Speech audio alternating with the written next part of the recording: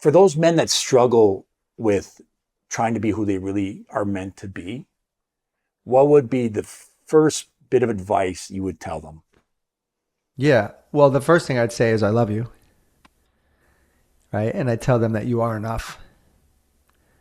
And I tell them, get yourself in an environment, in a group of men that will hold you to who you really are, that will see you, that will champion you, that will support you, and that will hold you accountable to who you really are.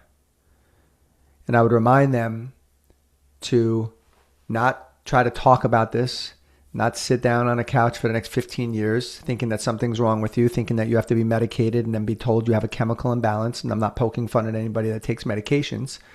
We could discuss this on another podcast.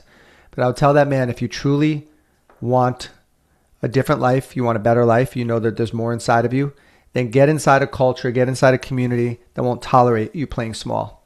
Don't take the easy way out. Don't go sit in a church group twiddling your thumbs. Don't go sit in synagogue talking to the rabbi who gives you advice, but you're not prepared to act on that advice. Get yourself uncomfortable and go hang out with other men that have what you don't, because success leaves clues.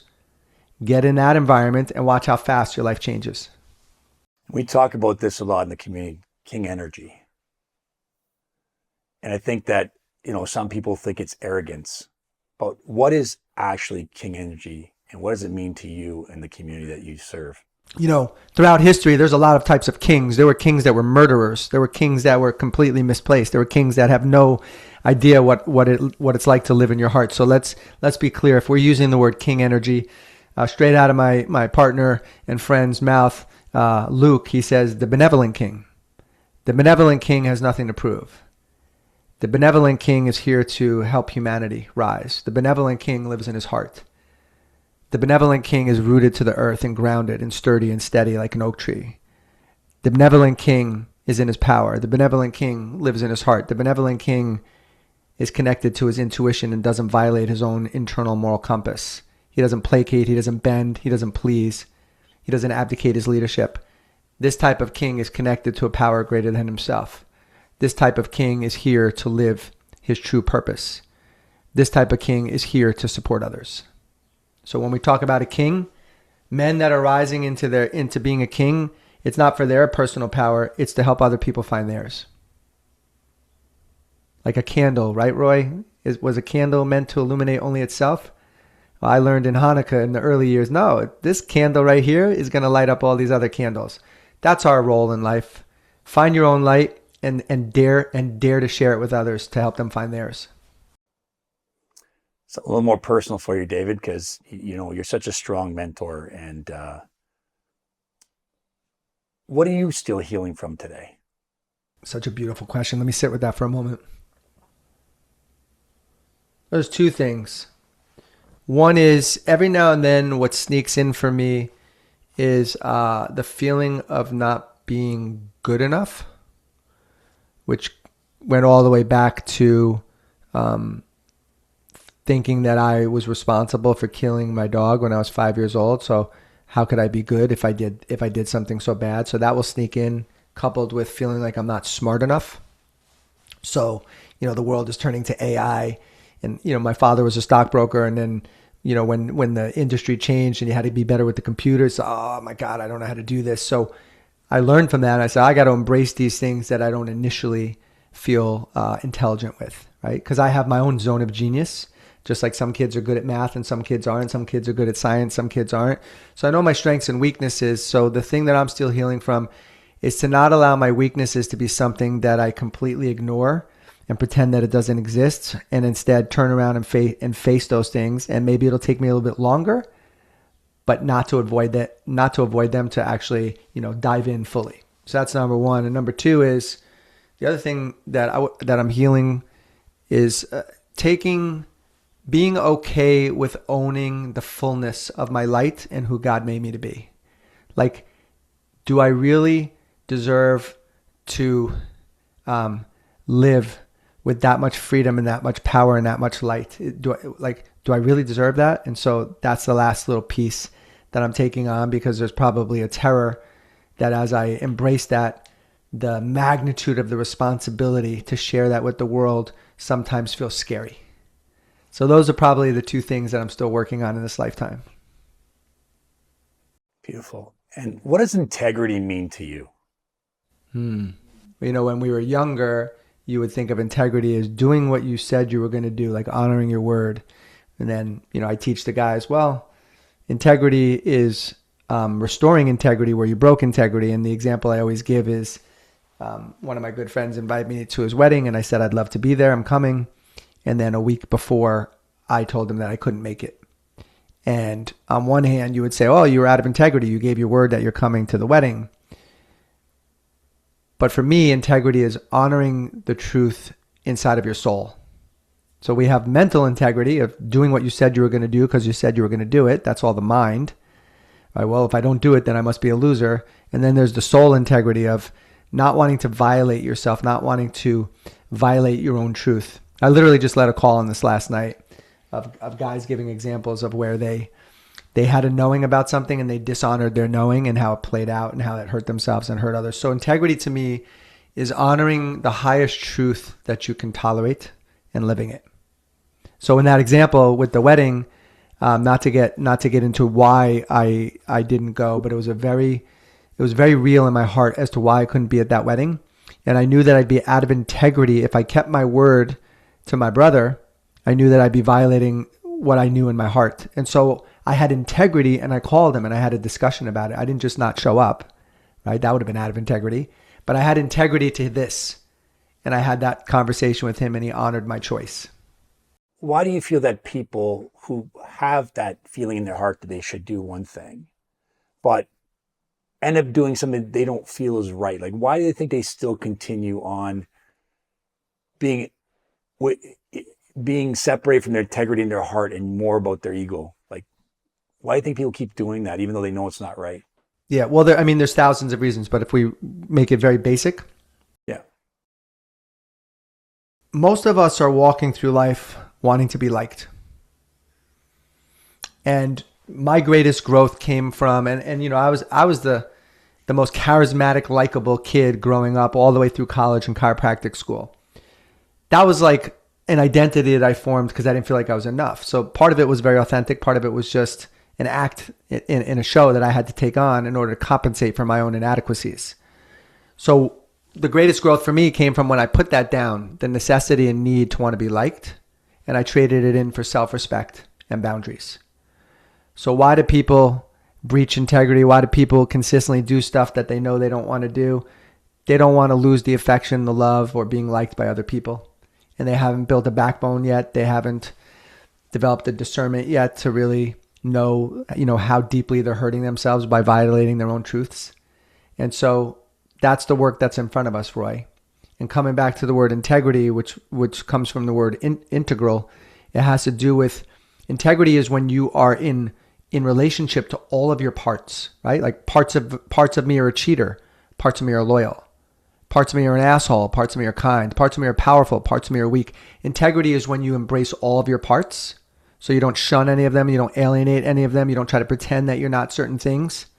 And when you can invite those parts back home, you have integrity. Then ultimately you get to decide which part of you has the loudest say in your life, but to block parts of you, you'll be out of integrity with yourself. And the parts that you deny are the parts that will own you for the rest of your life. That is so true. That is so true. I know that the parts that I tried to deny always in my whole life were the ones that ended up controlling me because I couldn't accept that. Because I didn't like those parts of me when they showed up. And it just seems like the harder I tried to deny them, the more they would show up, the more they would push me, the more that my ego said, hey, just do this one more time. Who really cares? No one needs to know. And that's another thing too, is no one needed it to know, but I knew. And I knew that that wasn't meant for me. And the more I fought it, the harder it was to pull away from it. But the moment I acknowledged that it existed and accepted it for what it was, just a part of me that wants a little bit of attention, but I'm the one that decides in my mind, in my heart, what is right. I'm the one that says, no. I hear you, but we're not doing that. And to this day, like, I've been through so much personal growth, and these thoughts still come after me. Then I realized one thing, David. Those thoughts are not my thoughts. Because if I really think about what's going to be my next thought, I don't have control over that. What thoughts come to me, I can control the way I either listen to them or deny them. That's the only control I really have. I don't have a control what thought comes into my mind.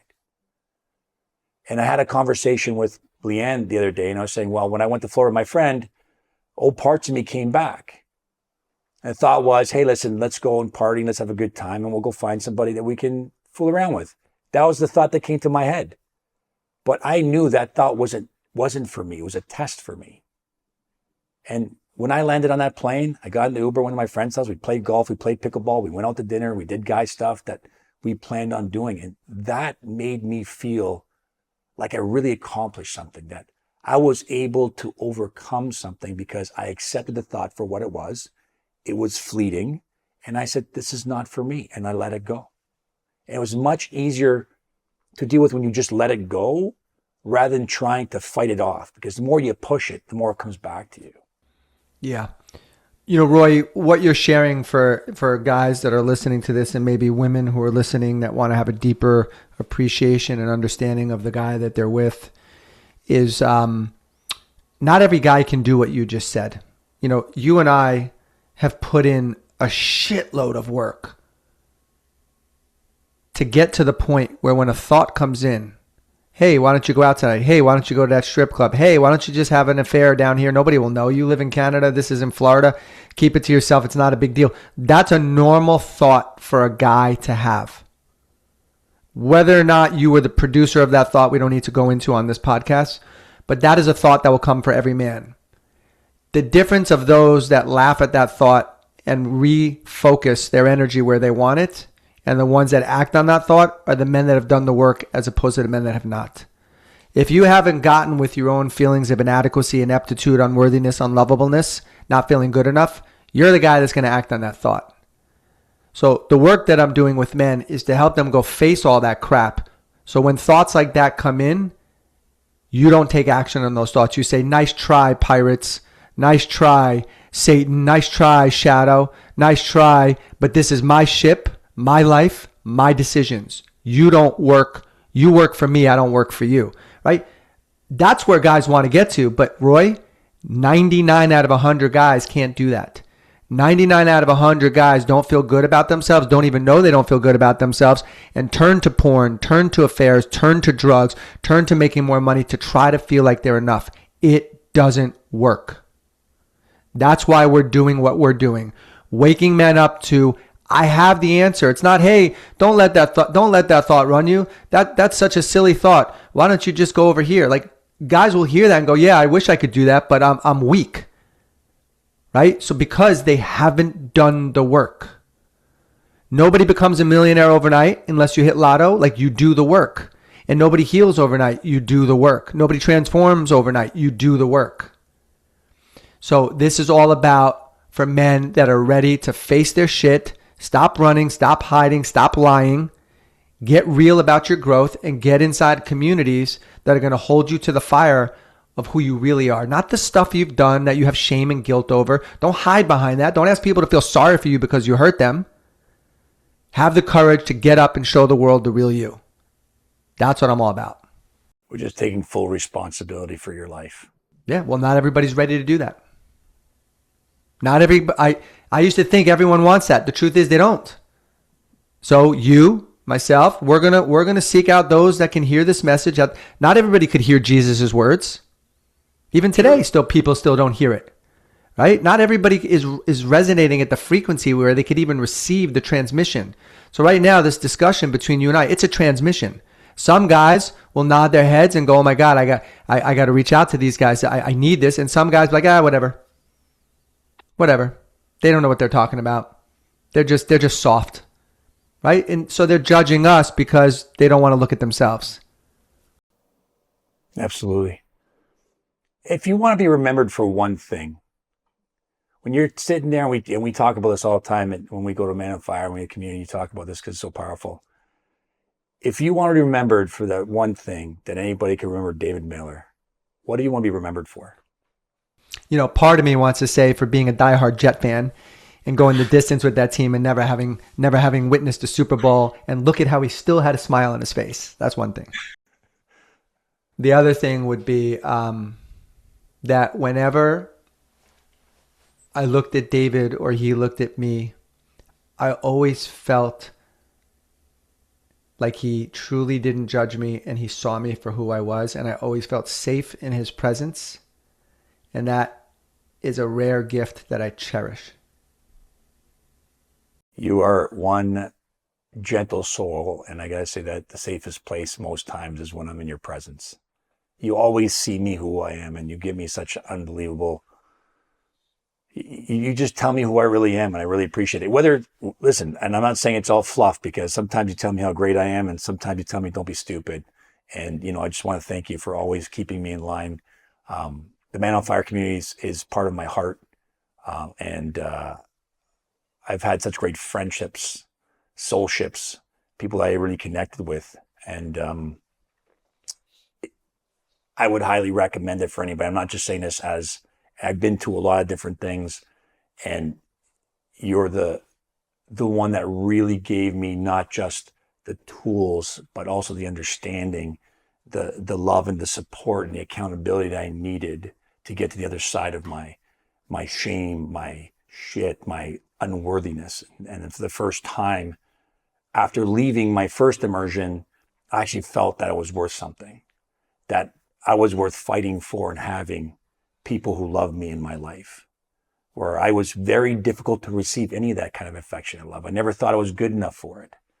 And I understood why, because I was always constantly trying to find something to fill a wound that didn't really give me true connection. It gave me temporary pleasure, but it was not the one that I was lasting. And the way I feel about myself today is in part the thanks of your leadership. I can't say you did it for me or you changed my life.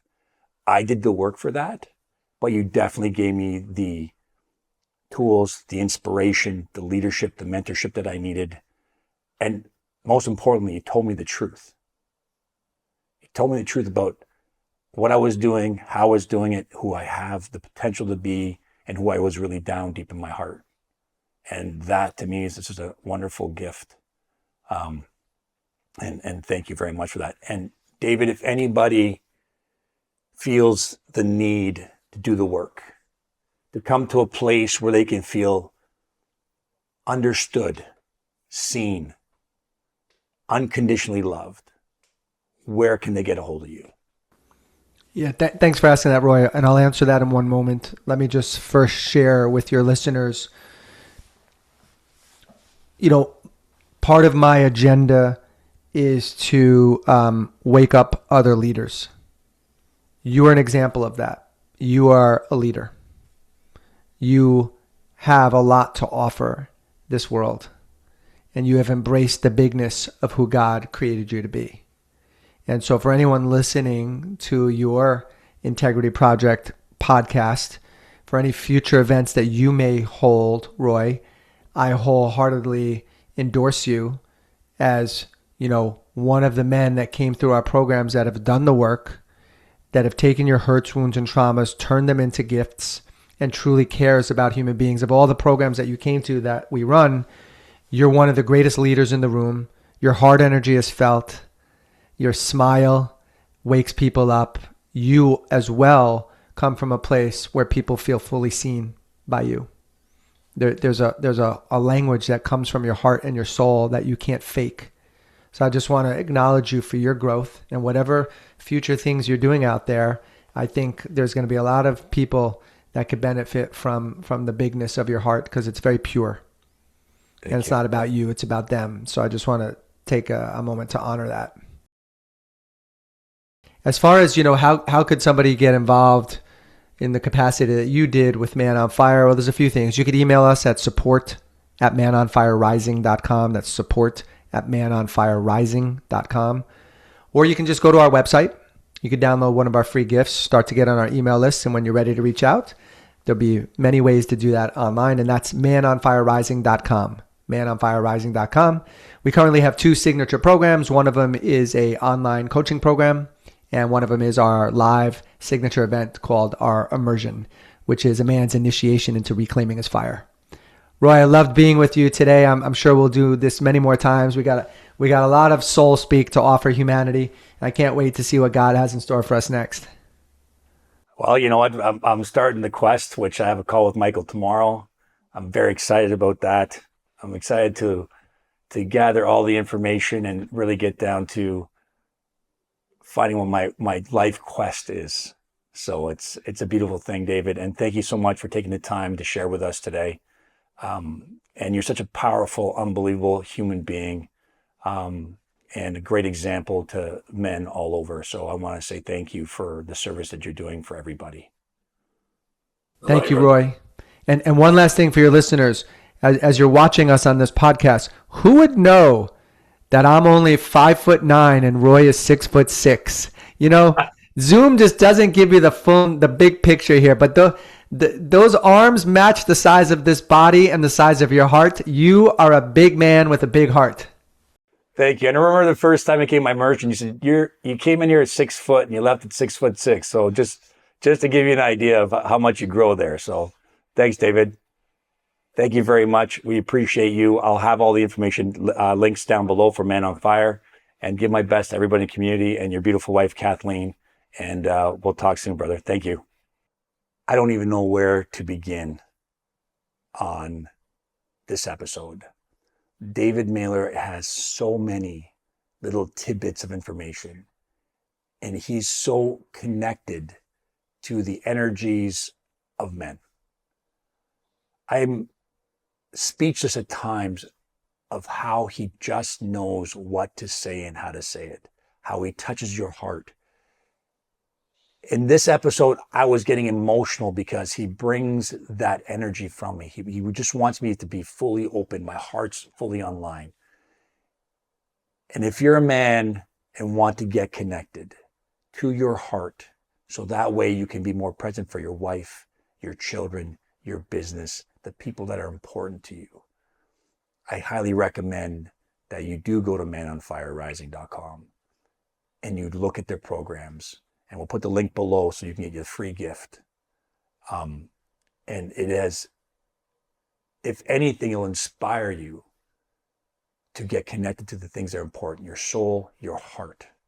Get out of your head into your heart and love, and learn to love yourself the way you're meant to be. So guys, this is the Integrity Project. You can find us on Spotify at the Integrity Project, on YouTube at the Integrity Project, and also on Instagram at RC Truth Academy, and the Integrity Project on TikTok, guys. We look forward to seeing you guys again. Until next time, this is Roy Cocciollo signing off.